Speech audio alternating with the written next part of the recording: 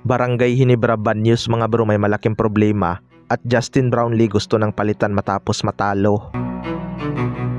So nakauna na nga ang TNT Tropang Giga sa kanilang best of 7 series mga bro matapos nilang tambakan ang Barangay Ginebra. Hindi nga ito ang ine-expect ng mga fans nitong Barangay Ginebra matapos nilang lampasohin ang number 1 seed na Northport Batampier. Maganda naman ang naging simula ng Barangay Ginebra sa pagsisimula ng laban, pero biglang ang umalagwa ang TNT Tropang Giga matapos magpaulan ng 3 points na pinangunahan ni RR Pugoy. Malaking problema nga ng Barangay Ginebra ang kanilang depensa sa mga shooters ng TNT. Maraming ang open shot na naiko-convert ang TNT beyond the arc, samantalang puro naman turnover ang Barangay Ginebra. Although naibaba pa naman ang Barangay Ginebra sa single digit ang lamang ng TNT na umabot sa 18 points. Pero lagi ngang nakakasagot ang TNT kapag nagminiran ang Barangay Ginebra, kaya napanatili nila ang kanilang lamang. Naging problema din nila ang opensa ni RHG mga bro, dahil kahit napakahirap na tira mga bro na ipapasok pa rin ni RHG. Lamang naman sa lineup ang Barangay Ginebra kung tutuusin, dahil walang ang Jason Castro ang TNT. Pero talo talaga sa sipag ng TNT ang Barangay Ginebra. Kahit buhay na sa opensa ang TNT, nakikipagpalitan pa rin sila ng mukha pagdating sa rebounding. Kaya deserve din ng TNT ang panalo na yon.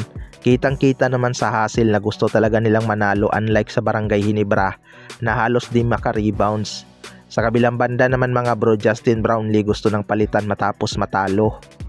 Ito nga si Justin Brownlee ay expected na maganda ang ipapakita sa finals mga bro. Pero bago nga ang finals ay may ininda nga itong si Justin Brownlee, kaya hindi ko masasabing 100% healthy siya. Kita naman natin na parang pagod na naman siya sa laban.